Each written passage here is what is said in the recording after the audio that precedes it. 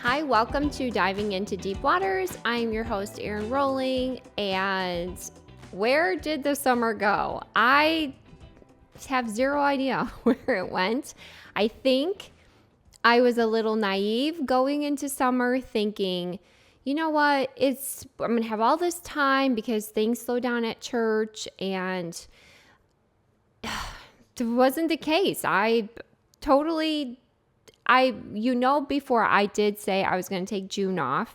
We knew that. I ended the last podcast like, see you in July. And then all of you were like, what happened to her? I did not expect to take July off. That was not on the docket. We've really have tried to plan like when we're going to take time off and what's going on with everybody and all of those kinds of things so we can, keep it consistent. And I apologize, but I don't apologize because I do have a good reason why I took July off, because I had the opportunity to basically I'm kind of with my granddaughter every other week. And on those weeks, I don't do podcasting because it's just a little too much for me to keep everything else in my life, plus podcasting, plus grandbaby, plus being a mom, plus being a wife. You get it.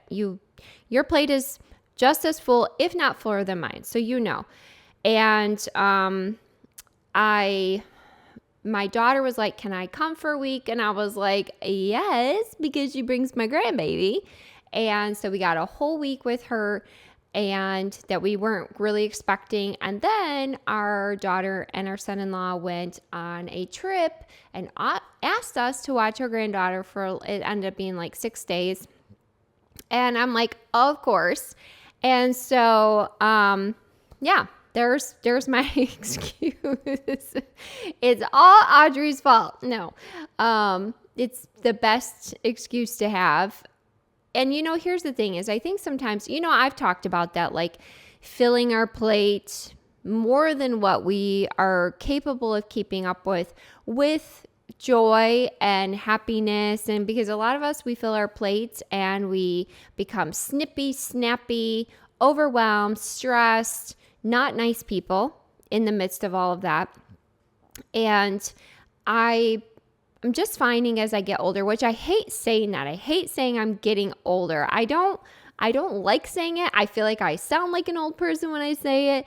But here's the reality.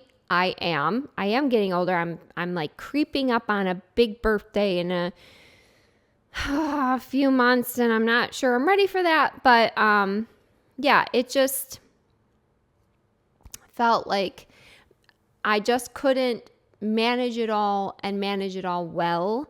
And it's interesting because I was like sharing all these feelings with my husband, like we're going to have the grandbaby and I want to be super intentional with her. And yet that means that the podcast is not going to get done, or I can try to do the podcast, but it's just not going to get the effort that I want to give it.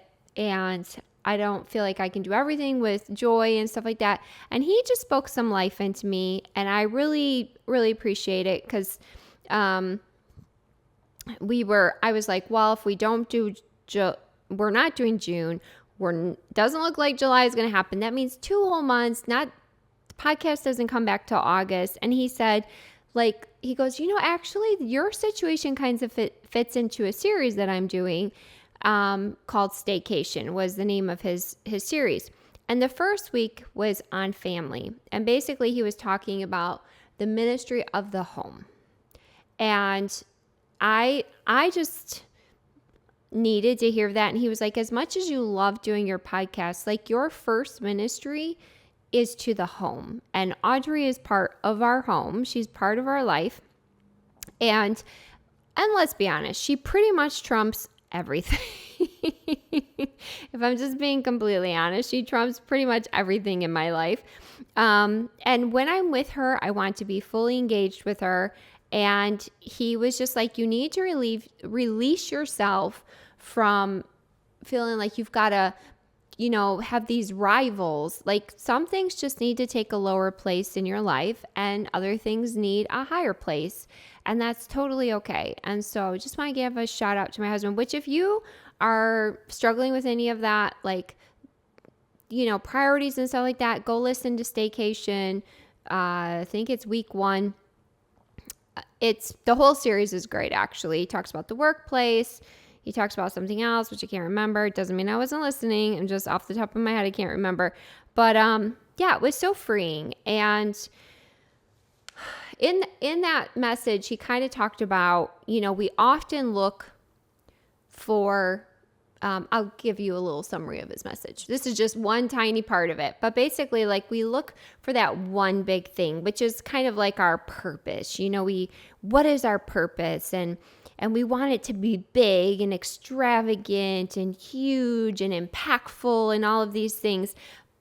But at the end of the day, your purpose can be right in your own backyard. You don't have to always go and seek out these huge opportunities. And you don't always have to go into the world to find your purpose. It could be simply right in your very own home. And he uses this example, and it basically is like, there are times when we couldn't really afford to do like a big vacation with our family. And when you have a big family, it's expensive, you guys. And so we would basically like do these staycations. And like, we had friends that had a house over in Grand Rapids, and they'd be like, hey, come stay at our house. And so we'd go stay there, which meant we didn't have to pay for a place and stuff like that. And just kind of like have dinners together, use their pool. It didn't have to be anything extravagant, but yet it was still intentional time. And I think that is what we need to do often in our lives, is just kind of just say, okay, like, I don't have to go look for grander things. I'll even tell you, like, even with this podcast, I think when I started this podcast, I was like, what could happen with this, and where could it go, and all of these things. And I just felt like over time, we started back in 2020, and now we're in 2026. I think over time it was like less about what's going to happen with it, instead of just being faithful and obedient to it. And like, a lady just came up to me the other day, and she said, I just found your podcast and I love it, and I'm starting back at episode 1. And I was like, okay, that's enough for me. However God wants to use it is up to him. And I don't have to be on the, number 1 chart, for podcasts. That's probably never going to happen. But sometimes I'm the number 1 on your podcast listening, and that makes me super happy. So that fills my cup. So just if you're struggling with, like, your purpose, or you're struggling with like, what do I do with myself and how do I juggle all these things? Pick what's important. Pick what brings you joy to do, and do that thing. And the things, like, you still have to clean your toilets. I know that doesn't bring most of us joy. Maybe it does bring you joy, but no, I don't really particularly enjoy cleaning toilets. You still got to do stuff like that. But I mean, like, your purpose, and just, I feel like I'm rambling, but I think you get what I'm saying. And yeah, just take those things, compare them, and just put them in the right place. Where do they belong? And it's okay if some things shift down a few notches. I think we need to, and take into account, like, here's another thing my husband spoke to me. When you're doing that, because sometimes we wrestle and we grapple with that. Like, and I felt that. I was like, but I want to do the podcast. I want to take care of Audrey. Like this grapple back and forth. And it kind of hit me. Audrey is only this age for so long. She's going to get bigger. She gets more independent. Also, she's the only grandbaby that I have right now. Lord willing, at some point, there's going to be more. But right now, it's just her. And so I get to take 1,000% of my attention, and I get to lavish it on her and only her. I don't have to divide it between any other grandkids right now. And so I rested. That just, sometimes when we take into account, like, what is special about this thing, and looking at that, because that will help us not wrestle so much. Because once I thought about that, I actually, and no offense to you podcast listeners, but it just didn't even, it was like, I was totally fine with the decision. I knew it was maybe it just helped me know that it was the right decision. And that's what that can do, is like, okay, what is special about this? What is needed? What needs my attention? What doesn't need my attention as much right now? Yeah. And so just sit with it and soak it up and enjoy it. And don't sit there and pout about the things you don't have time to do. Just sit in the moment. And we could probably do a whole podcast on that. I'm pretty sure we have. Yeah. And just what is your purpose? I have missed you guys. So don't think like she didn't miss us at all, because I do. You just don't stack quite as high right now. And I think you all know that, and I think you all respect it, and I think you all get it. The thing too is, like, if your purpose, this is something else that I realized, if your purpose is in humans, let's say it's your kids or your husband or your wife or your family or your siblings or, people, it's put them first. Just do it. Stop putting those people last. Here's the other thing. It's very interesting with my granddaughter. When I'm with her, I don't go on my phone. I don't look at social media. The only time we do it is if we watch a little episode of Mickey Mouse Clubhouse, which that is her favorite song right now, is Hot Dog. She'll literally be saying, she'll go, hot dog, hot dog, hot dog. So we watch the hot diggity dog. That's, you'd think I know all the words by now, but I don't. A lot of it's music. And so, but she notices when people are not paying attention to her. Like, everybody's on their phones, right? Like, we all have our phones. And she will be sitting there and people will be in the room and they'll be on her phone and she'll like stare them down and she'll be like, hi, until they pay attention to her. So even at 13 months, and she's been doing this for a while, but she knows whether people are paying attention to her or they're not. And so I would just encourage you, put the phones down and interact with the people that are in the room with you. Not saying you can never go on your phones, but let's do less. You guys, I was just talking with some friends the other day and Paul was like, she could just go without her phone. And I could. I 1000% could. I leave it at home all the time. I think it bugs my family. But I just don't care that much about it because I feel like it's stealing our interaction. And even seeing my granddaughter and how much she pays attention to if people are looking at their phone or they're paying attention to her, put it down. Your phone is not your purpose. Yes, I said it. The phone is not your purpose. And we like to make every excuse for that dumb thing about, well, I'm just looking at stuff. No, you're not interacting with the people around you. And that is an issue I will die on. Till the day I die, I'm going to be anti-phone when it comes to being in situation. And here's the thing. Anything that I'm talking about, I'm also having, as I was writing this podcast, I was like, you kind of going to have to take your own advice over this next year because I have a senior, my youngest. How we got here, I don't know. If someone could tell me how it happens, why it goes so fast, which people tell you, it goes so fast, and you're like, okay, I want it to. Sometimes you feel like you want it to go fast. But then you get there and then you're like, what are we doing? And so there's just, if you've had a senior, senior year involves so much.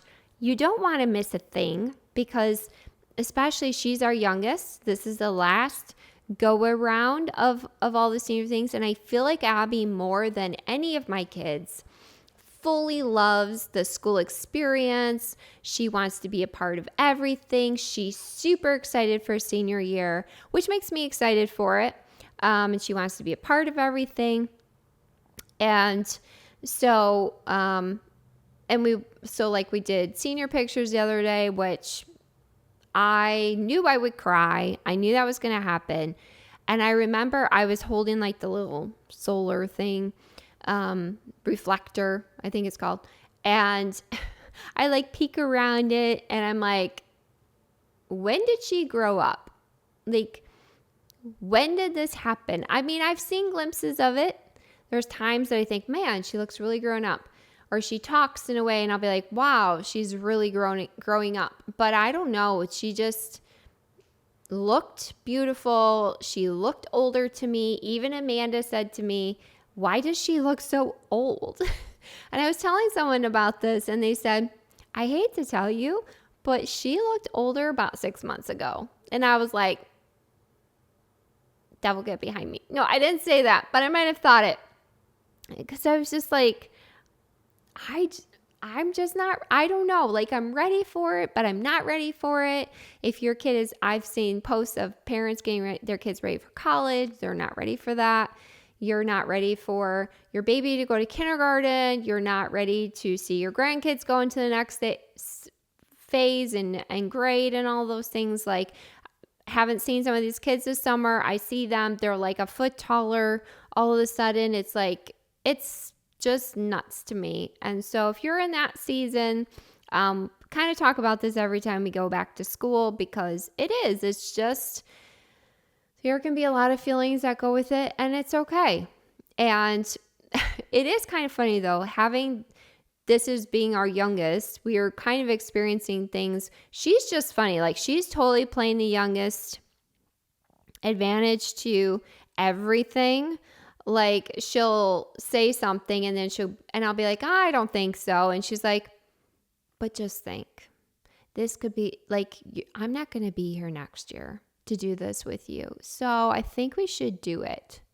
The little stinker, she's working it. She's working being the youngest, that's for sure. So if you see me and I'm a little weepy, you'll get it. You'll know. She's just processing a lot. And if you're weepy, I'll be there to give you a hug. And to all the parents and grandparents and aunts, all of us experiencing something new with our family, we're all in it together. We're not alone. It's interesting because when I was thinking about what topic to do for our first podcast back, I was like, I feel like we just need to catch up on a lot of things.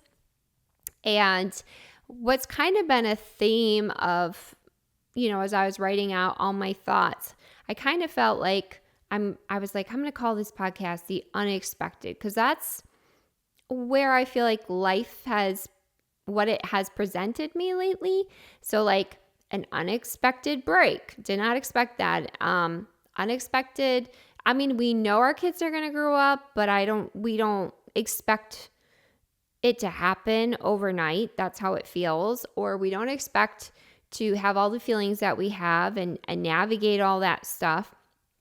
Even when you've had kids go before you, it just hits you differently with each child. We're going to keep diving into that unexpected healing that happens, an unexpected encounter that happens.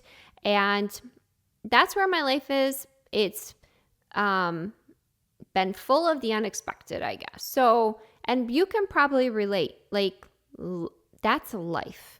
It throws us lots of different things. And often it's not things we expected. And even if we did expect it, there's portions of it that are unexpected. And so I did want to talk about something, because when I was looking at it, there was an unexpected healing. And sometimes it is interesting. We go through things in life and maybe we don't really pay attention to them.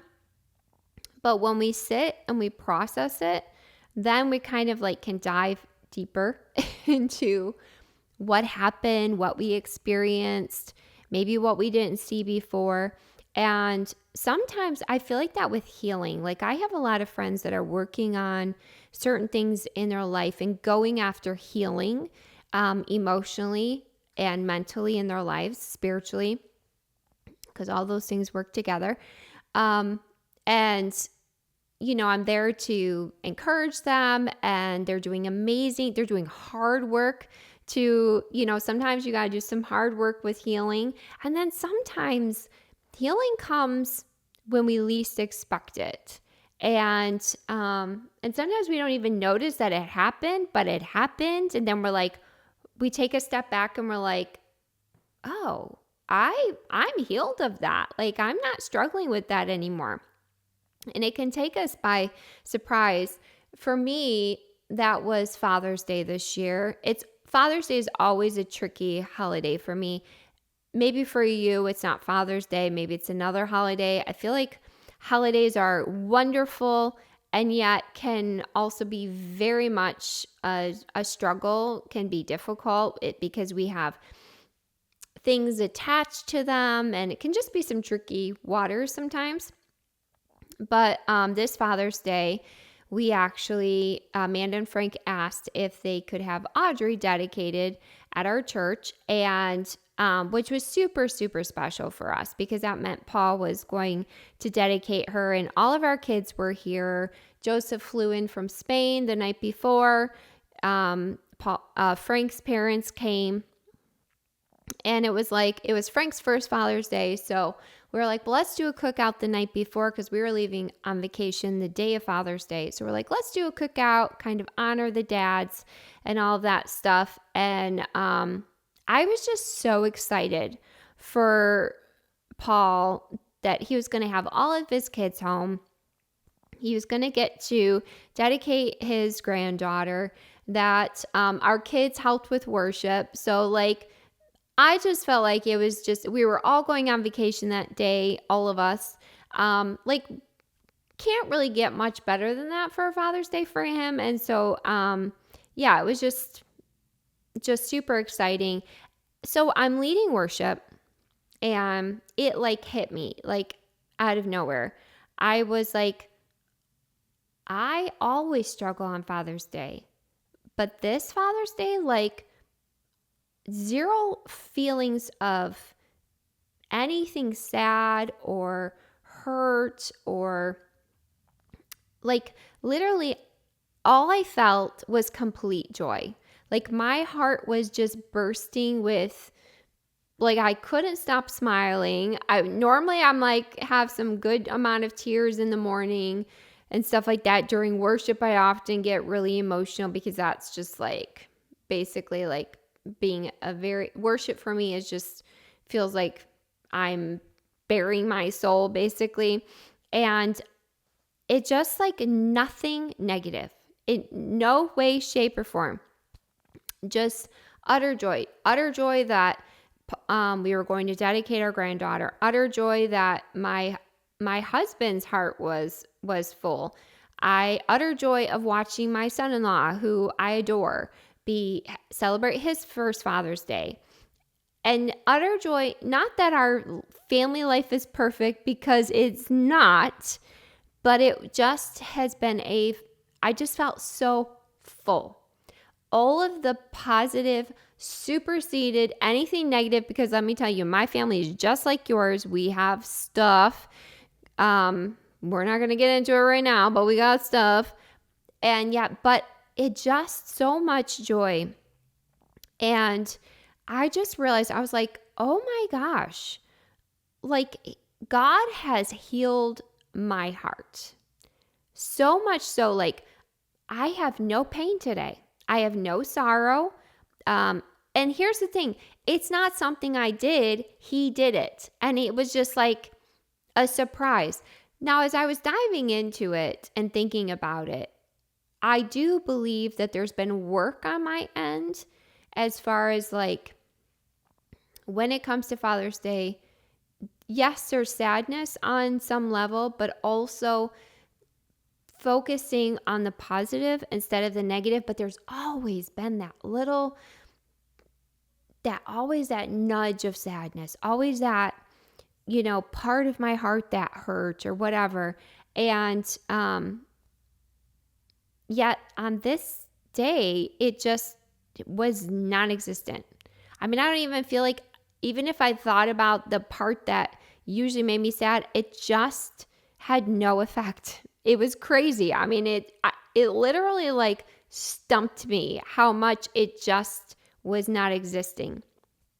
And there's a line that is one of my favorite lines in a song. And it says, when I think about the Lord, and it says, when he healed me, and then it says, when he healed me to the uttermost. I actually looked up the word uttermost, and it means the greatest, most extreme, farthest possible degree. And I was like, God, yes, you have healed me to the uttermost of this situation, a situation that often is such a struggle to get through on Father's Day. I have been healed to the uttermost. And it was not planned. I didn't see it coming at all. And then it was not expected. It just was there all of a sudden. And so I did want to take a moment to speak to people that are in pain with certain situations in your life. And here's the thing. I don't know when, and I don't know how, and I don't know how God's going to do that for you. But maybe when you least expect it, like keep pursuing healing, keep going after it. Even if it's like every year you feel like you come around to the space and you just feel like you're in the same space, and you just feel like you just keep coming over. Like I said, I'm heading into it. And I actually thought about this morning and I was like, you're almost this old. I just don't want to say it yet. And it's taken this long to heal. This long. But guess what? It came. And so hold on. Hold fast. It may not be yet, but maybe one day you're going to be standing there and you'll be like, wait a second. I'm healed from this. The Lord has healed me. And we know it's only him because we can't heal ourselves. We can do a lot of work and we have a part to play in it. But at the end of the day, it's him who heals us. And so I believe that he will heal you to the uttermost. I don't know when and I don't know how, but keep holding on and wait. Unexpectedly, one day it's going to be healed. Like I said, I don't know how long it's going to take because mine took a while. But I do want to share a verse from Psalm 147, verse 3. It says, he heals the brokenhearted and he binds up their wounds. He will do it. He's going to do it in his timing, in his way. But I just wanted to share that with you because I think we often can be in these situations and think it's never going to happen. It's going to happen. Just got to be patient. So keep holding on. I just want to encourage you with that. So now on to an unexpected encounter that happened. So Paul and I celebrated 29 years of marriage, and we already had decided, we knew we were not going to celebrate on our anniversary because our beautiful granddaughter was born on our anniversary. So really it's about her now. But our love is important. We definitely want to celebrate. But we just are going to do it at a different time. June was just crazy. We celebrated her birthday the next weekend, and Mimi had a big part in that and so forth. And so we were like, you know what? She's the most important. We will celebrate, but we'll do it in July. And we'll do something. We have learned, and I've talked about this, we've learned that our anniversary is important. It's important to take time, whether it be one night away, which personally I think is the best, at least one night. And that's all that we could do. We couldn't fit in more. But we decided to do that. And so, but it was funny because on our anniversary, it was on a Sunday. And so he's like preaching, and all of a sudden I'm like, he is super distracted. I know him very well. And so I could tell like his thoughts weren't lining up quite right. Like he was looking at something in the back of the church, and I'm thinking, oh my gosh, is there like an active shooter? Like, is someone here? Like, is someone pulling a gun? Which shows that I watch, wait, and listen to too much true crime. I know it. But that's where my brain went. And he was having someone deliver flowers for me, which was super sweet. And so he got a little preoccupied with that. It was not an active shooter or a shooter or anything like that. But So, we, and then after church, Abby goes, this is the youngest born. Okay. She goes, you know what we should do? Do you like how she said, do you know what we should do? And I was like, it's not your anniversary. And she was like, we should go to Lucky's, which is a restaurant, and we should have dinner. And then maybe we should get some ice cream afterwards to celebrate your anniversary. I said, why should it be a we when it's our anniversary? She was like, well, one day I'm not going to be here, which always comes into play. And guess what? She went with us, of course. But so we decided we're going to celebrate later. We love kayaking. There's a place in Port Austin called Turnip Rock, and you kayak out there. It's beautiful. So we did that during the day. There's a new place to eat, and so we went there for dinner. We're having a lovely dinner. It's beautiful outside. Couldn't have asked for better weather. And we're sitting there, and this guy kind of walks past us with his daughter. And you know how like sometimes you walk past someone and you kind of make eye contact and you just kind of smile like, whatever. And he did that. We kind of like, we looked at each other. He kind of smiled, and I was like, oh, he's with his little, cute little girl, whatever. That was like the gist of the thought. And so all of a sudden, like a little bit while later, he's walking back past us with his whole family, his wife and his kids. And he stops at our table and he says, can I ask you a question? And I'm like, sure. Yeah. I mean, okay. And he goes, are you Aaron Rowling? And I said, yes. I'm like, I don't know this guy. What? How on earth does he know my name? And Paul's like, yeah, how do you know my wife's name? But he goes, I said, yeah, I'm Aaron Rowling. He goes, I'm Enrique. And he says his last name. And he says, you were my teacher when I was in 2nd and 3rd grade. And I was like literally flabbergasted that he picked me out in Port Austin, which we don't live in Port Austin. I was his teacher down in Royal Oak, which is, I don't know, probably 2.5 hours. I don't know, 3 hours. I don't know, from in distance and so forth. And I was like, oh my gosh, like, what are you doing here? And he was like, yeah, so my wife's parents come here on vacation, and so we come up here, and I'm still like going, how does he know that it's me? Like, how did he even know that? Which Paul is funny because he goes, I think you look the same. Like, I don't think so, actually. You're cray-cray. But yeah, so he was like, well, we come up here for vacation. I taught him 28, 29 years ago, like a long time ago. And he picks me out of a restaurant and knows who I am. So we get talking, and here's what's funny to me, because I'm like, of course, like, what are you doing, and stuff like that. And he was like, yeah, I'm a professor of English at a college.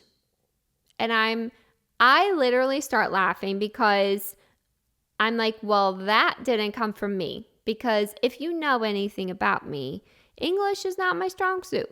And I said, oh, well, you didn't get that from me. And he goes, well, you did teach me how to spell. And that was even funnier, because I am the world's worst speller on the entire planet. And I was like, little does he know how bad of a speller I am. I actually probably didn't teach him how to spell. So we end up like going out and meeting his wife and his little girls and all of that. And they're just lovely, lovely, lovely. And he was one of my favorites. He was just the most well-mannered child. He ends up telling me that his parents came to know Christ, and they're all serving the Lord and all of this stuff, which was just fantastic. And you could tell he just loved his family so much, and it was just a beautiful thing. And I thought, here's this young kid that was in my class that was so sweet and, raising his daughters to love Jesus, I'm sure as a professor is fantastic and sowing seeds into his students. But I kind of walked away from that, and it kind of hit me. Again, we go through situations and it's like it's good to sit and process things, because we can see little things that we wouldn't see if we didn't take the moment to kind of go through it in our mind. And I was processing it with Paul, and I just realized one of the things that I don't like about myself. I don't like that I'm not good at spelling. I don't like that I just don't feel book smart at all. I struggled in school so much, and I don't know, I'm going to get emotional about this, but the Lord just reminded me that sometimes the things that we feel are our biggest shortcomings, God can use. That man is not a professor because of me. I am not trying to take any credit at all. But he just spoke fondly of me as his teacher. And the fact that he would take the time to stop and ask if I was his teacher, and then let me meet his family and his daughters, like his most prized possessions in his life, tell me about his relationship with Jesus. There was some impact, obviously, there. And it just kind of made me take a step back and just think, sometimes we can just dismiss things about ourselves, and we don't see the value of certain things in ourselves. And yet God is just so kind and gracious, where he can give us these snippets and show us, you think you're really bad at that, which I know I am. I'm not trying to say I'm better at that than I am, because I'm not. But he can use our weakness for his glory. And I just, I don't know, I was just really overcome with wow, God, something I feel like I literally suck at. And I've discounted myself about. No. And so I just want to encourage you that think about the thing that you don't like about yourself, or the thing that you have discounted yourself about, or your biggest weakness. Don't discount it. Even your failures, the things you feel like you utterly failed at, you never know what God is doing. I love this passage in 2 Corinthians 12, verse 9. It says, "My grace is sufficient for you, for my power is made perfect in weakness." And I feel like the Apostle Paul, he got it. He even goes on to say, after that passage of scripture, he says, "I would gladly boast in my weakness, so that Christ's power can be shown." Our weakness, I feel like we try to present the good parts of ourselves, the nice parts, the flashy parts, the parts that we think bring value to who we are. But that's not what the Apostle Paul is saying here. He's like, I would gladly boast in my weakness, because in my weakness, that's where God shines. And don't discount yourself. Don't devalue yourself, because you never know how God can use the things and be like, you know what? I can really do something with the parts of you that you don't really like about yourself, or the things that you think don't bring value to anybody else. God can use whatever he wants. I mean, for goodness sakes, he uses a donkey in the scripture. He can use anything. So those are all my unexpected things that have happened since I've been gone. There's been lots more, but we can't let this podcast go on for 500 million years. And I've missed you. And I have to say that this year may be a little up and down. I'm going to do my best.